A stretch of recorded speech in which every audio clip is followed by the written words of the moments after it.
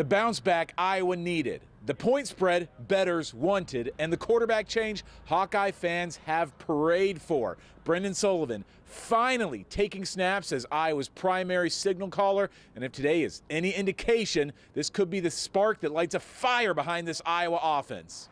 After last week's loss, this feels a little bit like a season on the brink for Iowa. Another loss, and they're on the verge of not even getting to a bowl game. A battle with one of the Big Ten basement dwellers has this homecoming crowd coming in with high hopes, but the offense is sluggish again in the first 30 minutes. A field goal and a Max Llewellyn safety were Iowa's only points in the first quarter and a half.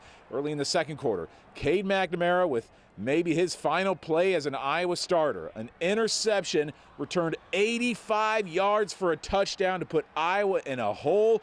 And on their following offensive drive, you can hear the roar of the crowd as number one, Brendan Sullivan, the kid who was suiting up for Northwestern last season, takes the field with the ones.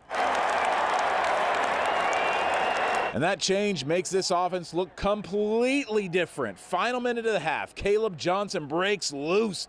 26-yard touchdown for the lead. KJ2 has scored a touchdown in every game this season, and he's not done yet. Third quarter, Sully still out there at the goal line. His mobility is a weapon this Iowa offense hasn't seen in years. From the 6, it's a Sully 6. And the scales are leaning in Iowa's direction. This was an electrifying third quarter for Iowa. This kid's been so close to doing it all year. Now Caden Weegan, the wild Williamsburg Weegan, scoots to the outside and takes it 85 yards for the punt return touchdown. His first TD in the black and gold. That sets this building on fire. And Caleb Johnson only puts fuel on the flames. In the final 5 minutes of the third, KJ cuts loose.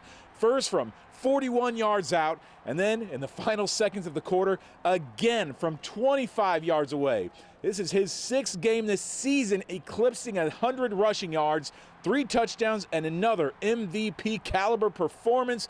But even Caleb's showcase is overshadowed by Brendan Sullivan's emergence as possibly Iowa's new starting quarterback. Like everybody else, there's a lot to improve on, whether that's passing, whether that's running, I think decision-making as well.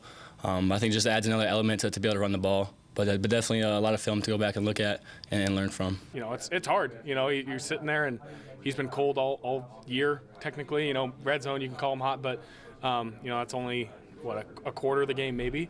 So, you know, he's ready for all those situations, so he did a good job. He commanded the game, which is, you know, no matter what your style is as a quarterback, you have to do that. So, yeah, it was a really good outing, and yeah, I think we got into a little flow in the second half, and that was certainly encouraging. And you know, there's give and take with everything you do, but really happy for the way he stepped in. Wisconsin's coming next Saturday. We won't get a depth chart until Monday afternoon, but after every single person in this building saw what this offense is capable of with Brendan Sullivan taking the snaps, it's hard not to keep number one as your number one signal caller. Reporting from Kinnick Stadium in Iowa City, Owen Sebring, Iowa's News Now Sports.